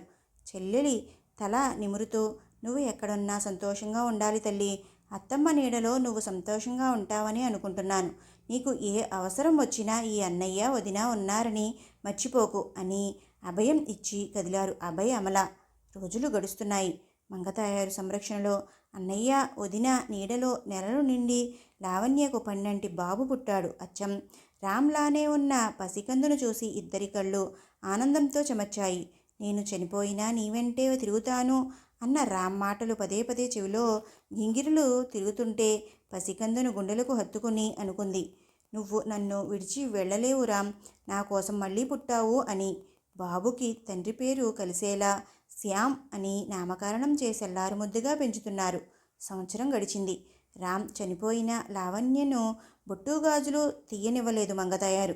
వాడు నిన్ను నిండుగా చూడాలి అని కోరుకున్నాడు తల్లి. వాడు ఎక్కడ ఉన్నా నిన్ను చూస్తూనే ఉంటాడు. నువ్వు బొట్టుగాజులు లేకుండా బోసిపోయి ఉంటే వాడి ఆత్మ క్షోభిస్తుంది. అవెప్పుడూ తీయకు. నువ్విలా నిండుగా ఉంటే వాడు నాతో ఉన్నట్టే అనిపిస్తుంది. కొడుకుని తలుచుకుని కళ్ళొత్తుకుంది మంగతాయారు. ఇదేం విడ్డూరమే తల్లి, బొట్టు గాజులు తీయకుండా తిరుగుతుంది. మొగుడు పోయినా సోకులకి తక్కువ లేదు. ముందో వెనుకో జనాలు చెవులు కొరుక్కునే మాటలు ఇద్దరి చెవున పడ్డాయి. లావణ్య ఆ వాతావరణంలో ఇమడలేకపోతుంది. బయటికి వెళ్తే చాలు ఎవరో ఒకరు ఏదో ఒకటి అనడం, తనని అశుభంగా చూడడంతో అసలే రామ్ జ్ఞాపకాలతో ఇంకా కోలుకోని లావణ్య ఇంకా కుంగిపోయింది. ఎప్పుడూ దిగులుతో నవ్వడమే మర్చిపోయిన లావణ్యని చూస్తుంటే మంగతాయారు గుండె కూడా తరుక్కుపోతూనే ఉంది. ఈ విషయాన్ని ఇక్కడికి వదిలేయొద్దు. తన జీవితాన్ని నేనే గాడిలో పెట్టాలి. తన మోములో సంతోషం మళ్ళీ చూడాలి. ఏదో ఒకటి చెయ్యాలి. ఇది నా బాధ్యత కూడా మనసులో గట్టిగా అనుకుంది. అనుకోవడమే తడువు. ఊరిలో తమతో సఖ్యతతో మెలిగే పెద్ద రైతు సునీల్ తండ్రి సూర్యను కలిసి తను మనసులో మాట చెప్పింది. తను సంతోషంగా అంగీకరించాడు. తర్వాత రోజు ఉదయాన్నే శ్యామ్కి అన్నం తినిపిస్తుంటే అంది, అమ్మాయి బట్టలని సర్దుకో, మనం హైదరాబాదు వెళ్తున్నాం. పొలం అంతా మన సూరయ్యకి కౌలుకి ఇచ్చాను. ఈ ఇల్లు వేరే వాళ్ళకి అద్దెకి ఇచ్చేశాను. నెల నెల కౌలు డబ్బులు ఇంటి అద్దె వస్తుంటాయి. ఇక నుంచి మన మకాం అక్కడే. త్వరగా కానివ్వు, కారు ఓ గంటలో వస్తుంది. అది అత్తయ్య, ఇంత సడన్గా ఈ నిర్ణయం ఏంటి? మనకి అక్కడ ఎవరున్నారు? ఒంటరిగా ఉండగలమా? ఊరు వదిలి అక్కడికి వెళ్ళడం ఎందుకు? హఠాత్తుగా అత్తగారు తీసుకున్న నిర్ణయానికి కారణమేమిటో అంతుచిక్కక అయోమయంగా అంది. వెళ్ళాక అంతా తీరిగ్గా మాట్లాడుకోవచ్చు, కానీ మనకి అక్కడ కూడా చుట్టాలు ఉన్నారు. ఒంటరి వాళ్ళం, అది ఇది అని భయపడకు. అయినా నీకు నేను శ్యామ్ ఉన్నాం. నాకు నువ్వు, నా మనవడు ఉన్నాడు. మనం ఒంటరి వాళ్ళం ఎలా అవుతామే పిచ్చిదానా? ఇంకా ఎక్కువ ఆలోచించక పని కానివ్వు, గట్టిగా అయినా సౌమ్యంగానే చెప్పింది మంగతాయారు. ఇంకా రెట్టించే సాహసం చేయలేదు లావణ్య. సాయంత్రం అయ్యేసరికి సిటీలో 2 అంతస్తుల బంగ్లాలో శ్యామ్తో చేరిపోయారు.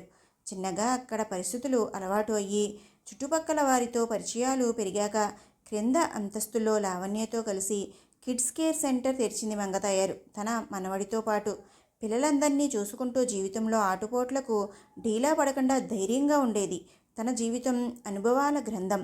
తన ప్రతి అడుగు ఒక పాఠం. తన ఆత్మవిశ్వాసాన్ని ఎప్పుడూ అబ్బురంగానే చూస్తూ ఉండేది లావణ్య.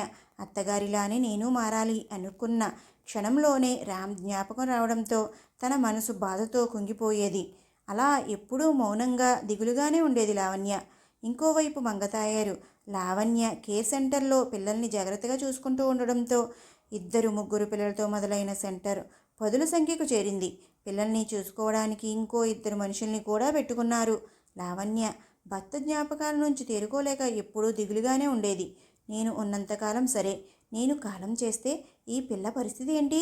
మౌనంగా ఏదో లోకంలో ఉన్న లావణ్యను చూడగానే ఏదో ఆలోచించుకుని పిల్లల్ని లావణ్యకు అప్పగించి తను బయటకు వెళ్ళి సాయంత్రానికి చేతిలో ఏవో కాగితాలు కవర్లతో తిరిగి వచ్చింది. ఇదిగో అమ్మాయి, యూనివర్సిటీలో నిన్ను డిగ్రీలో అడ్మిట్ చేశాను. రేపటి నుంచి నువ్వు కాలేజీకి వెళ్ళాలి. ఇదిగో డ్రెస్లు కూడా పట్టుకొచ్చా.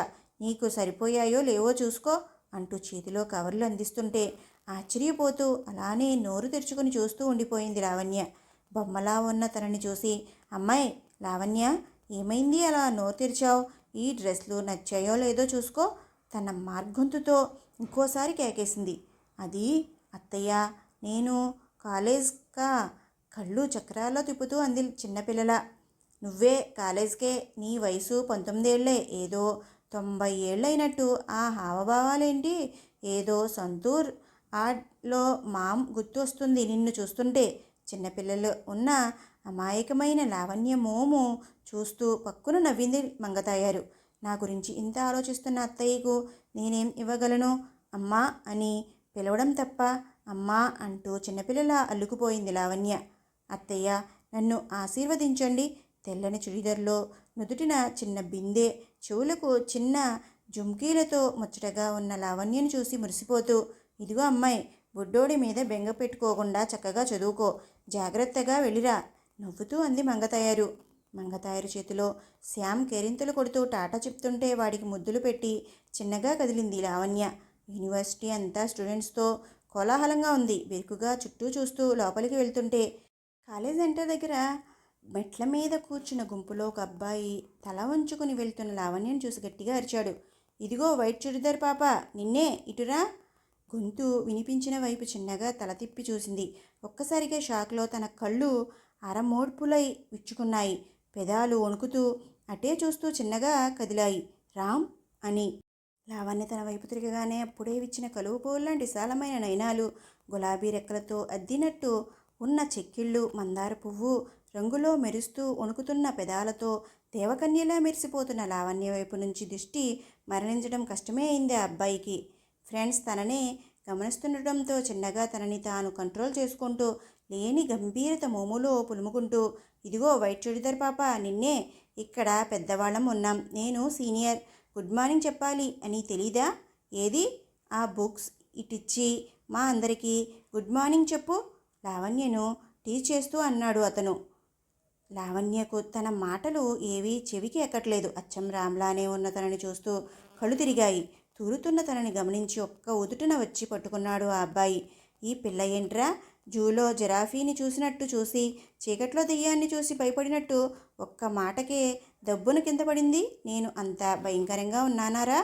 తన పక్కనే ఉన్న ఫ్రెండ్స్ నల్ల కళ్ళజోడులో తన ముఖం చూసుకుంటూ, తన చేతుల మీద పసిపాపలా ఉన్న లావణ్యని గమనిస్తూ, ఫ్రెండ్స్తో తన బాధ అంతా కక్కుతూ గాబరాగా బాటిల్లో నీరు చేతిలోకి ఉంచుకుని లావణ్య మోముపై చిలకరించాడు. స్పృహలోకి రాగానే తన ముఖానికి అతి దగ్గరగా ఉన్న మోముని తడుముతూ ఏదో ట్రాన్స్లో ఉన్నట్టు అంది. రామ్, నన్ను మళ్ళీ వదిలి వెళ్ళకు.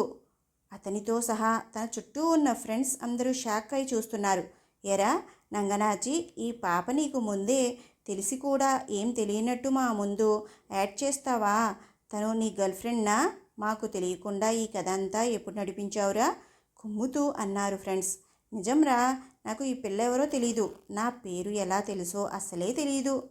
ఓయ్ అమ్మాయి, నిన్ను కాలేజీలో ఇంతకుముందు ఎప్పుడూ చూడలేదు. నా పేరు ఎలా తెలుసు నీకు? నన్ను జూలో జంతువును చూసినట్టు ఎందుకు చూస్తున్నావు? అసలు నీ పేరేంటి? ప్రశ్నల మీద ప్రశ్నలు సంధిస్తున్న తనని చూసి కంగారుగా కొదుటిన లేచి జారిన చున్నీని సరిగ్గా చేసుకుంటూ అంది. సారీ అండి, మీరెవరో నాకు తెలీదు. నేను కాలేజీలో కొత్తగా అడ్మిట్ అయ్యాను. క్లాస్ టైం అవుతుంది, నేను వెళ్తాను అంటూ వడివడిగా పరుగులాంటి నడకతో వెళ్ళిపోతున్న తనని అవాక్కయ్యి చూస్తూ ఉండిపోయారు ఆ కుర్ర గ్యాంగ్.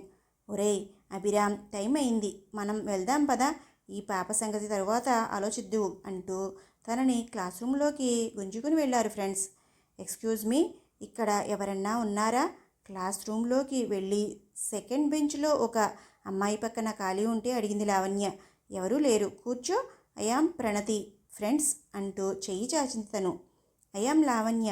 తనని తాను పరిచయం చేసుకుని కరచాలనం ఇచ్చింది లావణ్య.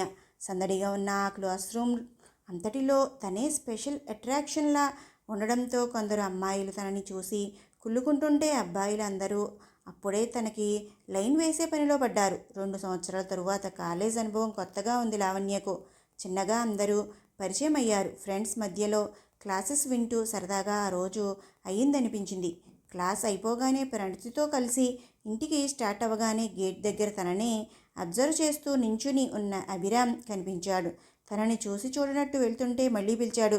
ఇదిగో వైట్ చుడిదార్, నిన్నే, చెట్టంత మనిషిని ఇక్కడ సైట్ కొడుతుంటే పట్టించుకోకుండా వెళ్ళిపోతున్నావు, ఏంటి సంగతి? నవ్వుతూనే చిరుకోపం నటిస్తూ అన్నాడు రామ్. పక్కనే ఉన్న ప్రణతి అందుకుంది. కాలేజ్ అమ్మాయిలు అంతా నీ చుట్టూ తిరుగుతుంటే వదిలేసి ఈ అమ్మాయి వెంట పడుతున్నావా అభి? కొంచెం నీ వెనక పడుతున్న లైన్ చూసుకో, నవ్వుతూ అంది. లావణ్య అలానే సైలెంట్గా ఉండిపోతే మళ్ళీ తనే అన్నాడు.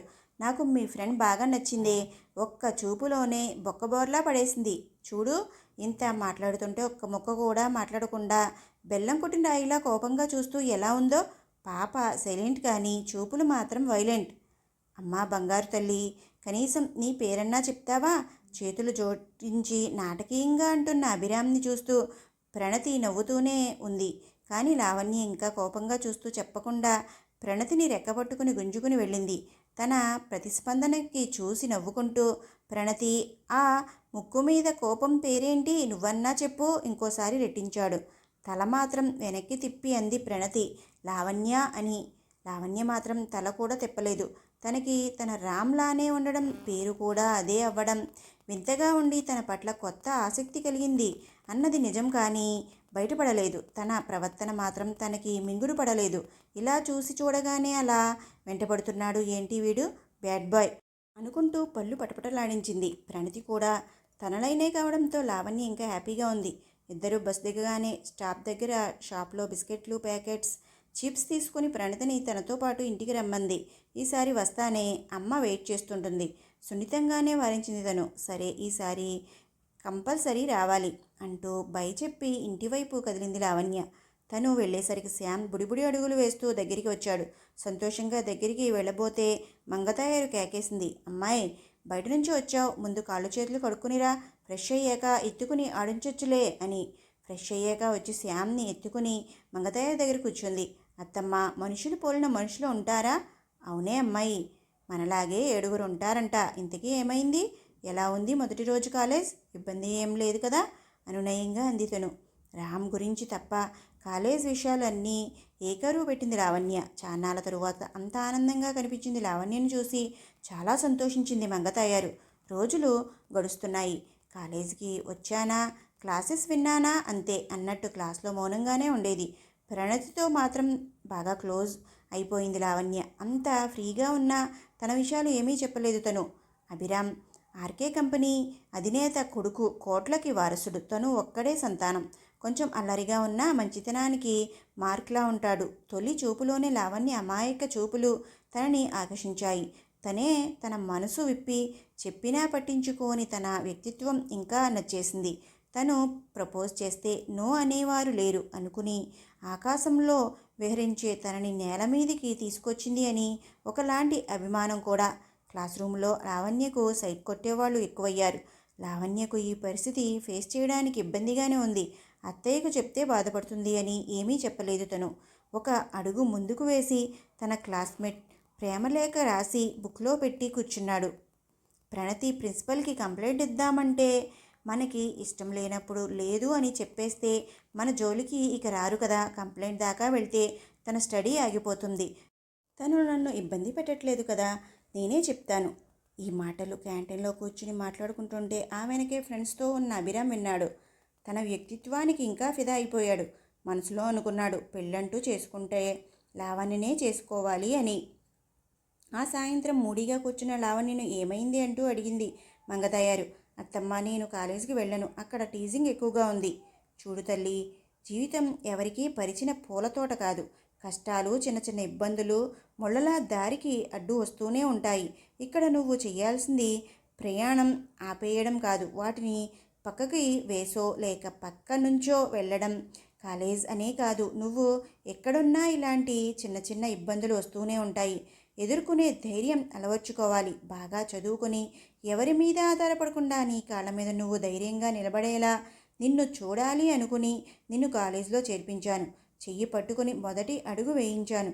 మిగతా అడుగులు వేసి లక్ష్యం చేరుకునే ప్రయత్నం చేయలేను అంటావా? చెప్పు, పర్లేదు. ఎప్పటిలానే ఇంట్లో రామ్ జ్ఞాపకాలతో ఏడ్చుకుంటూ కూర్చుందువు.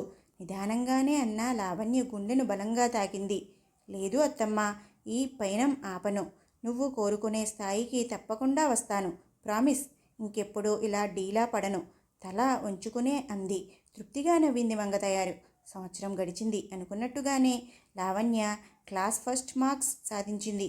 అభిరామ్ క్యాంపస్ సెలక్షన్లో సెలెక్ట్ అవ్వడంతో మంచి ప్యాకేజ్లో జాబ్ వచ్చింది. తనకి ఆల్రెడీ బిజినెస్ ఉండడంతో జాబ్ వదులుకొని తండ్రి బిజినెస్ వ్యవహారాలు చూసుకుంటున్నాడు. ఇటు లావణ్య చుట్టూ ప్రదక్షిణలు కూడా చేస్తూనే ఉన్నాడు. ఒకరోజు సాయంత్రం, ఇంకా ఎన్ని రోజులు ఇలా నా ప్రేమ విషయం ఖచ్చితంగా చెప్పాలి అనుకుని తనని చాలా చాలా రిక్వెస్ట్ చేసి పార్క్కి తీసుకొచ్చాడు అభిరామ్. లావణ్యతో పాటు ప్రణతి కూడా వచ్చింది. పానకంలో పడకలా మా మధ్యలో నువ్వెందుకు పాపా, పక్కకి వెళ్ళు కోపంగా అన్నాడు ప్రణతి కేసి చూస్తూ. ప్రణతి లేకపోతే నేను వెళ్ళిపోతాను, పొంగమూతి పెట్టుకుని అంది లావణ్య. వద్దులే తల్లి, బతిమాలుకుని ఇక్కడ దాకా లాక్కొచ్చా. ఈ ముంగిసి మొహం కోసం వదులుకుంటానా?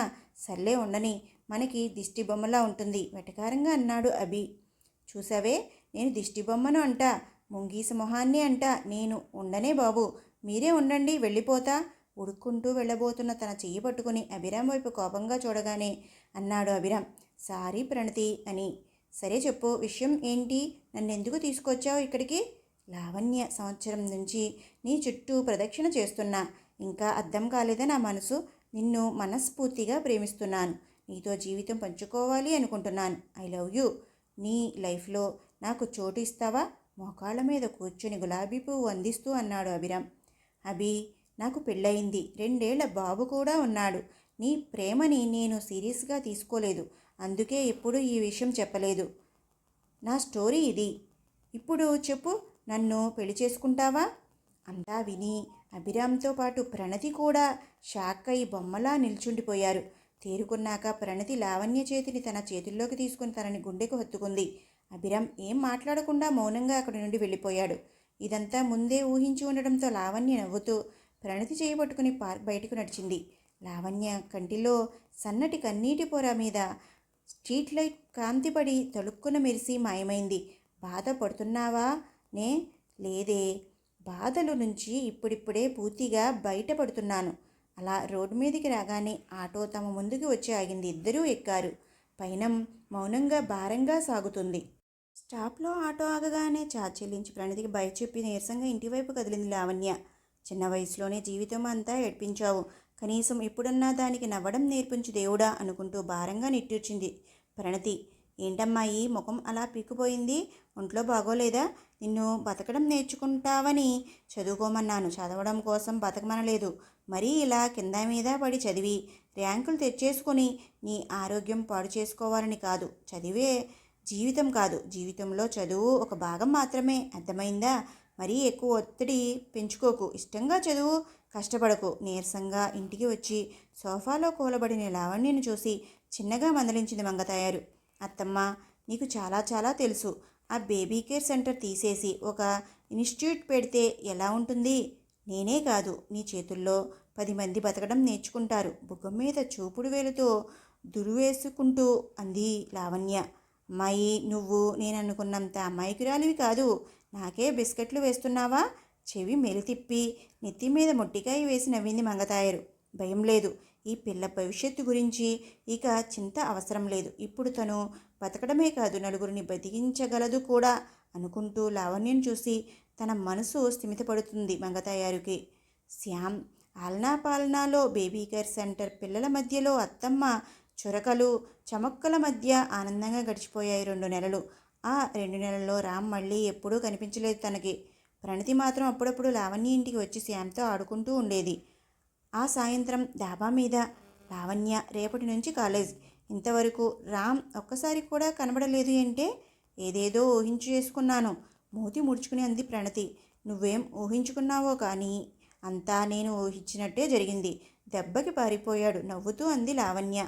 వాళ్ళ అమ్మా నాన్నతో చెప్పి డైరెక్ట్ ఇంటికి వచ్చి మాట్లాడేసి నీ మెడలో తాళి కట్టేస్తాడు అనుకున్నానే.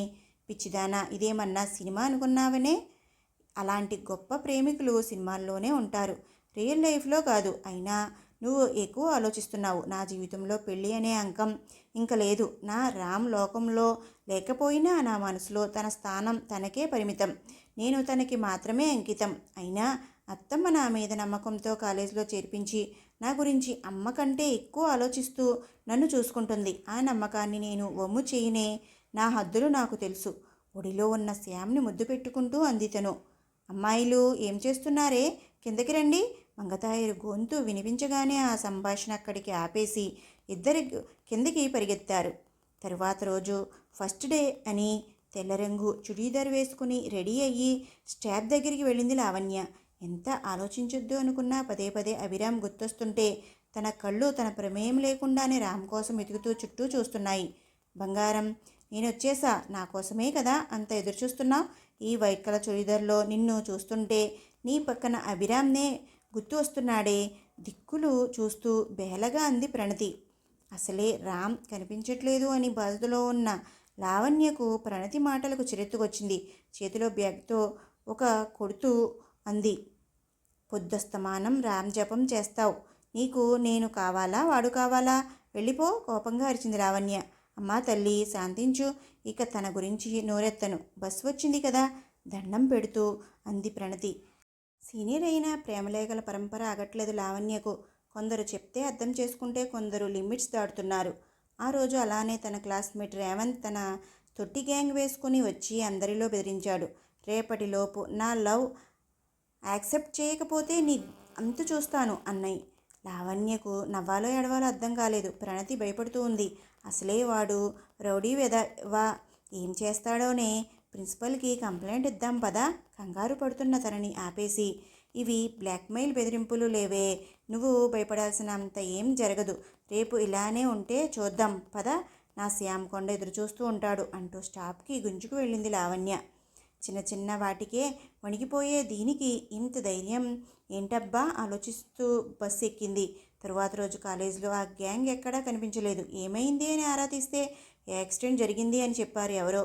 చూసావానే, దేవుడు ఉన్నాడు. ఇలా పిచ్చి వేషాలు వేస్తే ఇలానే పనిష్మెంట్ ఇస్తాడు. తన జబ్బలు తనే చర్చుకుంటూ అంది లావణ్య. ఇద్దరూ నవ్వుకున్నారు. ఆ రోజు నుంచి లావణ్యను ఎవరూ ఇబ్బంది పెట్టలేదు. తన స్టడీ చక్కగా సాగిపోతుంది. ఎవరు ప్రణతి చెవిన వేశారు రామ్కి పెళ్ళైపోయింది అని. తను లావణ్య చెవిన వేసి చాలా బాధపడిపోయింది. ఇలా జరుగుతుంది అనుకోలేదే. మేమేం లవర్స్ కాదు. వాడికి ఇష్టమైన అమ్మాయిని వాడు పెళ్లి చేసుకున్నాడు. మధ్యలో నీ బాధ ఏంటి? కోపంగా జాడించేసింది లావణ్య లోపల బాధపడుతూనే. నువ్వు బయటికిలా అలా కనిపిస్తున్నా నీ మనసు నాకు తెలిసే అనుకుంటూ మౌనంగా ఉండిపోయింది లావణ్య. రోజులు గడుస్తున్నాయి. అలానే ఫైనల్ ఇయర్కి వచ్చారు. పరీక్షలకు ముందే జరిగిన క్యాంపస్ సెలక్షన్లో ఇద్దరు ఇన్ఫోసిస్లో మంచి ప్యాకేజ్తో జాబ్స్ వచ్చాయి. అలానే ఫస్ట్ క్లాస్ మార్క్స్తో ఫైనల్ ఇయర్ విజయవంతంగా పూర్తి చేసుకుంది లావణ్య. వర్క్లో 3 రోజుల్లో జాయిన్ అవ్వమని జాయినింగ్ లెటర్ కూడా వచ్చేసింది. ప్లేస్ కూడా అక్కడే అవడంతో హ్యాపీగా ఫీల్ అయ్యింది మంగతయ్యారు కూడా. 2 రోజుల్లో జాయినింగ్ ఉంది అనగా శ్యామ్ని తీసుకుని గుడికి వెళ్ళింది లావణ్య. అక్కడ దేవుడికి దండం పెట్టుకుని పక్కకి చూసేసరికి శ్యామ్ కనిపించలేదు. కంగారుగా గుడి అంతా వెతుకుతూ మెట్ల దగ్గరికి రాగానే వెనక నుంచి కేక వినిపించింది. ఇదిగో లంగావోణి పాప, పిల్లాన్ని వదిలేసి గుడి అంతా తిరుగుతున్నావు. గొంతు వినిపించిన వైపు చూసేసరికి అభిరామ్, చేతుల్లో శ్యామ్. బాగా పరిచయం ఉన్నట్టు చక్కగా ఆడుకుంటున్నాడు అభితో. దేవుడికి దండం పెట్టుకుంటూ కిందకి దింపాను. వీడు ఇలా పక్కకి వచ్చేశాడు. థ్యాంక్స్ అభి. తనని అక్కడ చూడగానే కోల్పోయిన పిన్నిది చెంతకు చేరినంత ఆనందంతో మనసు ఉరకలేసిన వాస్తవాన్ని గుర్తు చేసుకుని బాధపడుతూ చిన్నగా అంది లావణ్య. ఎరా శ్యామ్, ఇటురా. శ్యామ్ కేసు చూస్తూ చేతులు చాస్తూ అంది. ఓహో, నేను లాను, డాడీతోనే ఉంటా. ముగ్గులం వెళ్దాం మమ్మీ. శ్యామ్ ముద్దు ముద్దుగా అంటున్న మాటలు వింటూ అభిరామ్ నవ్వుతుంటే లావణ్య కోపం కట్టలు తెంచుకుంటోంది. హే అభి, వాడిని ఏం చేశావు? వాడు నీకెలా అలవాటయ్యాడు? నిన్ను డాడీ అంటున్నాడు ఏంటి? మీ ఆవిడ చూస్తే నీ వీపు చీరేస్తుంది. ముందు వాడిని ఇటు ఇవ్వు. హాయిగా బతుకుతూ ఇటెందుకు వచ్చావు మళ్ళీ అంటూ చేతుల్లో నుంచి కోపంగా గుంజుకుంది శ్యామ్ని లావణ్య. నువ్వు లేకుండా నా పెళ్ళి ఎలా అవుతుంది? నేను ఎలా హాయిగా ఉంటాను అనుకున్నావే? నిన్ను వదిలేయడం అంటే నా శ్వాస ఆగిపోయినట్టే. ఒక్క ఉదుట నా దగ్గరికి వెళ్ళి తన నోరుని మూసింది లావణ్య. రామ్, ఇంకెప్పుడు అలా మాట్లాడుకో అని. తనకి అభిరామ్ కనిపించట్లేదు. ఇప్పుడు రామ్నే కనిపిస్తుంటే తనని తలుచుకుని ఏడుస్తూ శ్యామ్తో సహా మెట్ల మీద ఏడుస్తూ కూలబడిపోయింది. పక్కనే కూర్చుంటూ అన్నాడు. నేనంటే నీకు కూడా ఇష్టమని తెలుసు. నాలో రామ్ని చూసుకుంటున్నావు అని తెలుసు. నా కోసం ఈ 2 ఏళ్లలో నీ కళ్ళు ఎన్నిసార్లు వెతికాయో తెలుసు. ఇంకా ఎందుకే నీలో ప్రేమని అలానే అణిచిపెట్టుకుంటున్నావు? నీ ప్రాణం రామ్ కంటే ఎక్కువే ప్రేమిస్తున్నాను. నన్ను అంగీకరించలేవా?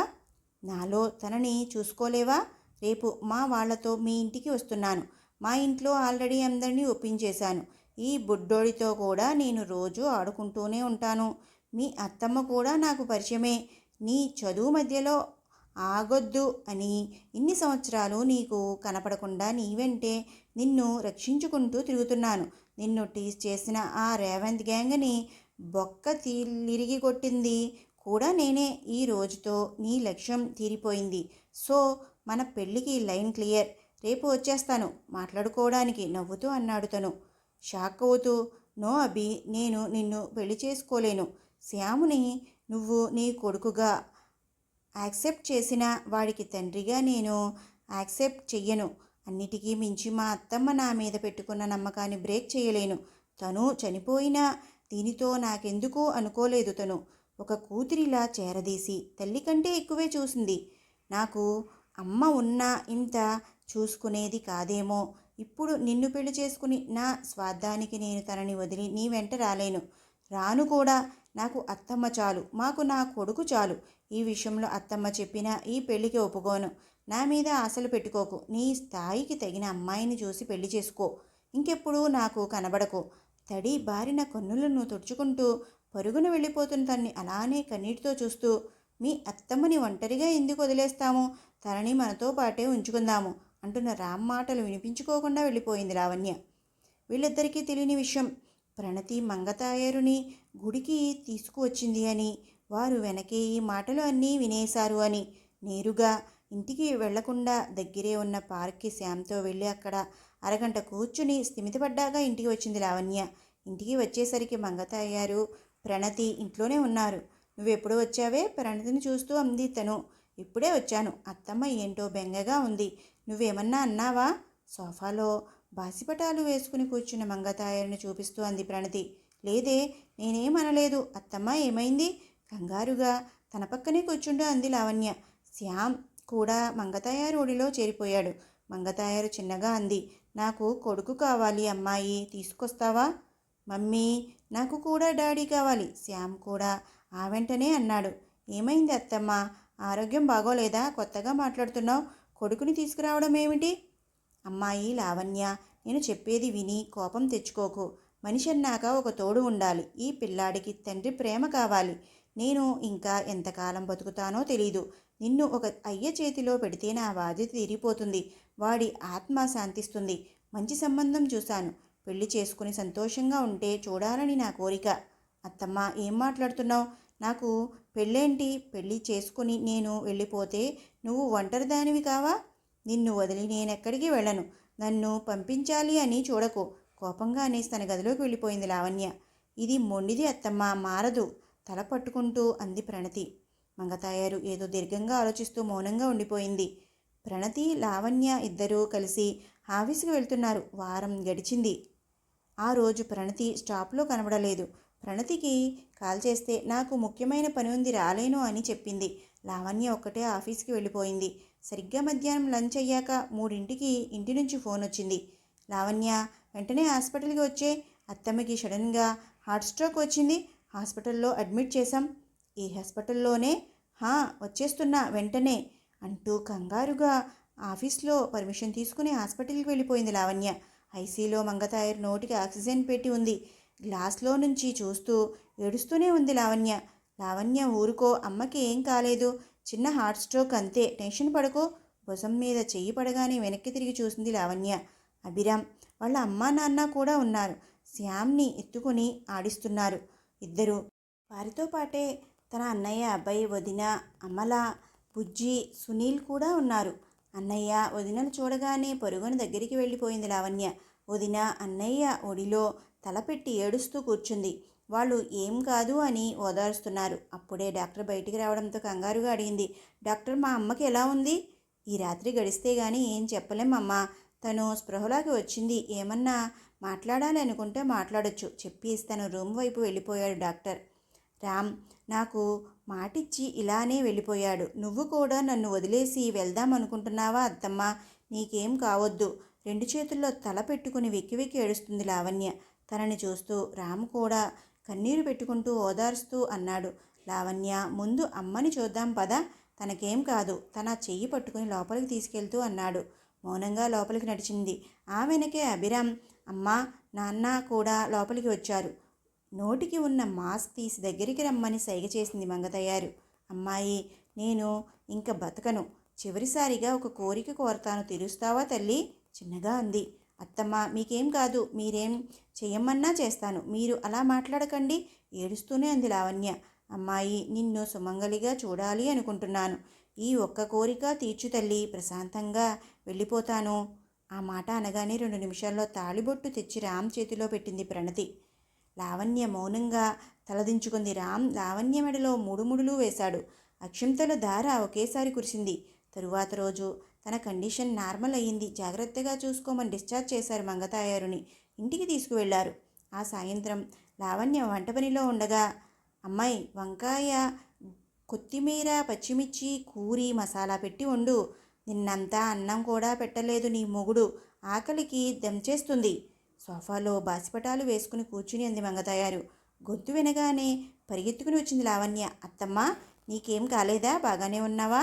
మంచంలో మూతికి ఆక్సిజన్లో ఉన్న అతను గుండ్రాయిలో కూర్చుని ఉండేసరికి ఆశ్చర్యపోతూ అంది. నాకేమైందమ్మాయి? నిక్షేపంగా ఉన్నాను. ఇదంతా నా కొడుకు ప్లాన్. నీ పెళ్లి చేసేసా. అటు వాడు సక్సెస్, ఇటు నేను సక్సెస్. చేతులు బార్లా చాపి తన మార్గొంతుతో అంది మంగతాయారు.